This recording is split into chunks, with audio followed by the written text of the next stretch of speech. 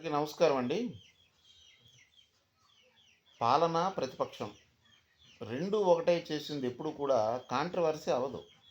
ఇప్పుడు ఈరోజు మేము ఇంతమందున్నాము, మా ఇష్టం మాకు నచ్చినట్టు చేస్తామంటే, తర్వాతొచ్చే గవర్నమెంట్ మా ఇష్టం మాకు నచ్చినట్టు చేస్తామని చెప్పే పరిస్థితి వస్తది. చంద్రబాబు నాయుడు గారు ఈరోజు ఆ పరిస్థితిని ఎదుర్కొంటున్నారు. ఈరోజు మీకు ప్రతిపక్షం లేదు అని చెప్పి, ప్రతిపక్ష హోదా ఇవ్వకుండా, మా ఇష్టానికి మేము అని చేసుకుపోతున్నారు కాబట్టే ఈ పరిస్థితొచ్చింది. ఈరోజు అమరావతి రాజధాని. హుటాహుటిన కేంద్రంతో మాట్లాడి, కేంద్రం మీరంతా ఒకటే కదా! మాట్లాడి దీనికొక చట్టము, రూపము కల్పించాము అంటున్నారు. అసల అసెంబ్లీ అంటే ఏంటి? లెజిస్లేటివ్ అంటే ఏంటి? అసెంబ్లీ తీర్మానం చేయొచ్చు. దాన్ని మరలా వెనక్కి తీసుకోవచ్చు. ఏవండీ, అసెంబ్లీ ఏంటి? దాని విధులేంటి? ఎవరికి తెలీదు చెప్పండి? ఒకటి మాత్రం నిజం. మీరు అనవసరంగా ప్రతిపక్షాన్ని ఇవ్వకుండా చేయడం వలన ఈ పరిస్థితి వచ్చింది. అదే ప్రతిపక్ష హోదా ఇచ్చుంటే అసెంబ్లీలోని కానీ, రౌండ్ టేబుల్ సమావేశాల్లో కానీ దీని మీద ఒక చర్చ జరుగును. ఆ చర్చలో వాళ్ళు ల బయటికి వెళ్ళిపోయినా, వాళ్ళు వ్యతిరేకించినా సరే ఇంత చెప్పడం జరిగింది అనే విధంగా మీరు ముందుకెళ్ళేవారు.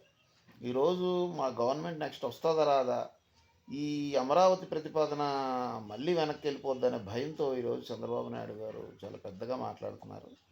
ప్రజలందరూ గ్రహిస్తున్నారు.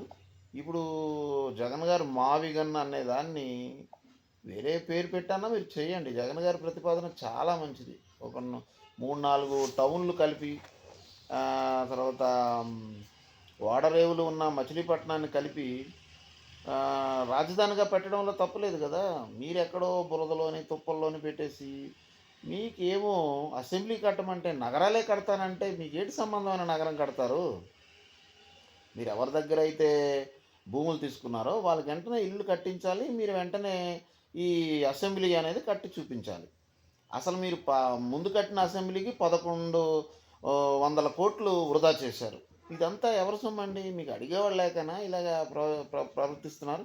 ఇప్పుడు 1450 కోట్లు మళ్ళీ ఇప్పుడు దీనికి ప్రతిపాదన పెట్టారు. పక్క రాష్ట్రంలో ఎంత కట్టారండి? 615 కోట్లతో బ్రహ్మాండమైన అసెంబ్లీని కట్టి చూపించారు. ఎలాగుందంటే ఎవడు అడిగేవాడు లేడు, మా ఇష్టం అనే విధంగా వ్యవహరించడం చాలా తప్పు. ఈ రోజుల్లో గొడ్ల కాపరి మొదలు ఇంట్లో పనిచేసే పని మనిషితో సహా అందరికి కూడా అవేర్నెస్ వచ్చింది. సోషల్ మీడియా పెరిగింది. మనం ఏం మాట్లాడినా ఖచ్చితంగా ప్రజలు గ్రహిస్తారు.